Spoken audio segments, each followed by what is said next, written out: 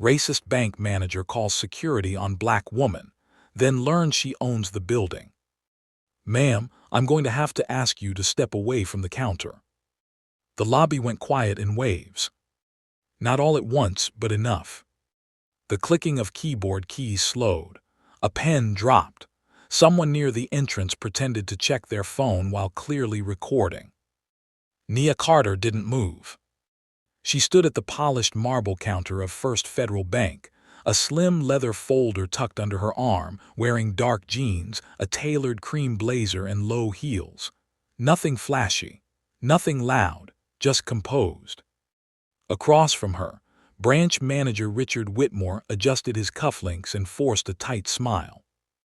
There seems to be some confusion about the nature of your request, he said carefully. Nia blinked. There's no confusion. I asked to review the commercial lease agreement for this branch. Whitmore's smile thinned. That information isn't available to the public. I'm not the public. That was when he nodded toward the security guard near the door. And that was when the air shifted. The guard, a broad-shouldered man named Dennis, hesitated before walking over. He looked uncomfortable, like he already sensed this wasn't going to end well.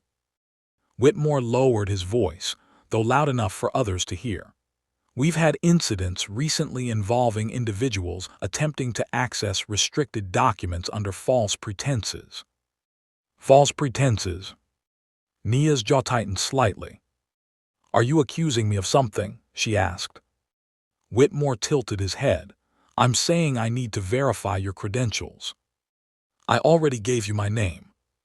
Yes, he replied, glancing at her folder, but that doesn't entitle you to proprietary documents. Dennis shifted his weight. Sir, do you want me to escort? Yes, Whitmore said smoothly. Let's de-escalate this. De-escalate. As if she were the one escalating. Nia slowly placed her folder on the counter and looked directly at Whitmore. I'd suggest you call corporate before you embarrass yourself. A few customers exchanged looks. Whitmore's expression hardened. Security. Dennis stepped closer. Ma'am, maybe we can talk outside. Don't touch me, Nia said calmly. She wasn't loud. She didn't have to be. The tension was loud enough. Plot twist number 1 was about to detonate. Nia opened her leather folder and slid a document across the counter. Whitmore glanced down dismissively at first. Then he froze. The color drained from his face. The heading read, Carter Property Holdings, LLC, Title Deed Transfer Confirmation. Whitmore's eyes scanned the address. The exact address of the bank branch. He swallowed. That's impossible. No, Nia said evenly. It's finalized as of last quarter. Dennis stepped back. Whitmore flipped through the attached paperwork, hands suddenly less steady. You purchased the building. Through my firm, yes. The whispers in the lobby grew louder. Whitmore forced a laugh that didn't land. Even if that were true, ownership of the building doesn't grant access to. I'm aware of the distinction between landlord and tenant, Nia interrupted. What I requested was a review of the structural modification clause in your lease agreement. You've applied for renovations. Whitmore stared at her like he was recalibrating reality. You should have introduced yourself properly, he snapped, defensive now. Nia held his gaze. I did. Silence. Plot twist number 2 wasn't about ownership. It was about memory. Because 3 years earlier, Nia Carter had stood in that exact branch asking for a small business loan. Back then, she wore a thrift store blazer and hope in her eyes. Whitmore had been the one to deny her.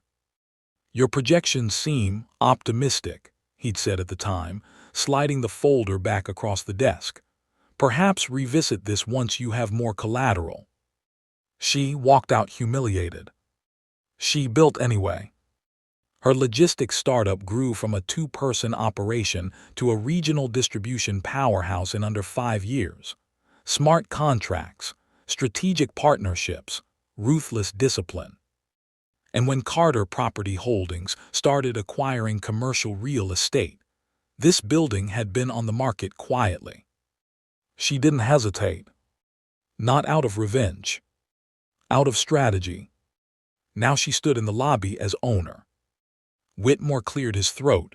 Why wasn't I notified? You were, she replied. Corporate received notice. It's not my responsibility if they don't brief their branch managers. Dennis looked like he wanted to disappear. Whitmore straightened, attempting to regain authority. Even so, calling security was standard procedure. For what? Nia asked, standing at your counter. You were demanding confidential documents. I requested review of clauses impacting my property. Whitmore's composure cracked slightly. You didn't look. He stopped himself. But it was too late. The sentence had already formed in the air. Nia tilted her head. I didn't look like what? He didn't answer. Because everyone knew. Plot twist number 3 came from an unexpected direction. A woman near the back stepped forward. I remember you, she said softly. Nia turned. It was Angela Ruiz, one of the tellers from years ago. You applied for a loan here, Angela continued, for a shipping company. Whitmore stiffened. Angela looked at him. You turned her down. The lobby was no longer pretending not to listen. Whitmore snapped, that's irrelevant. No, Angela said quietly, it's not. Nia's voice remained calm. I didn't come here for this. Then why come at all? Whitmore asked, frustration edging into his tone. Because I received your renovation request, she replied, and I wanted to discuss increasing the rent. That landed hard. Whitmore blinked, increasing. Based on market value and proposed structural upgrades, yes. Dennis exhaled under his breath. Whitmore attempted one final pivot. If this is retaliation. It's business, Nia cut in. Pure, clean, clinical. A young man near the entrance muttered, wow. Whitmore glanced around at the onlookers, aware that every second was slipping further from his control. He lowered his voice. Perhaps we should take this to my office. Nia picked up her folder. Lead the way. Inside the glass-walled office, the dynamic had completely shifted. Whitmore no longer sat back comfortably behind his desk. He stood. Nia remained standing too. No security, she asked lightly. His jaw tightened. You have to understand how this looked, he began. Tell me, she said, how did it look? He hesitated. You walked in without an appointment. I requested one last week. Your assistant declined. She said you didn't specify the nature of the meeting. I told her I was the property owner. Whitmore rubbed his temple. Look, he said finally, if there was a misunderstanding. There was. The words were sharp now. You assumed I didn't belong here. I treat all customers the same. No, she said, you don't. Silence pressed against the glass walls. Then came the final twist. Nia opened her folder again and slid another document across his desk. This is a notice of review, she said. Carter Property Holdings is reassessing all commercial tenants, performance metrics, community impact, reputation risk. Whitmore stared at her. You're not serious. I am. You'd evict a bank. If necessary. His face drained again. You can't be doing this over personal feelings. I'm not, she said. I'm doing it over pattern recognition. He swallowed. I built my company without your loan, she continued. But I remember how small you made me feel in this office, and today you tried again. Whitmore looked down. For the first time there was no arrogance, no posture. Just reality. Nia softened slightly, not in weakness but in clarity. "I don't need an apology," she said. "I need professionalism." He nodded slowly. "And you'll get it." She studied him carefully. "You have 90 days," she said. "Impress me." When Nia walked back through the lobby, the energy had changed entirely. Dennis stepped aside respectfully. Angela gave her a small, proud smile. Whitmore followed a few steps behind, visibly restrained. As Nia reached the door, she paused and turned. "For the record," she said calmly, addressing the room, "ownership doesn't change who I am." Her eyes flicked briefly to Whitmore. "It just clarifies who you are." Then she walked out into the sunlight. Outside, she inhaled deeply. Not victorious. Not vengeful. Just steady. Because this wasn't about humiliating a man.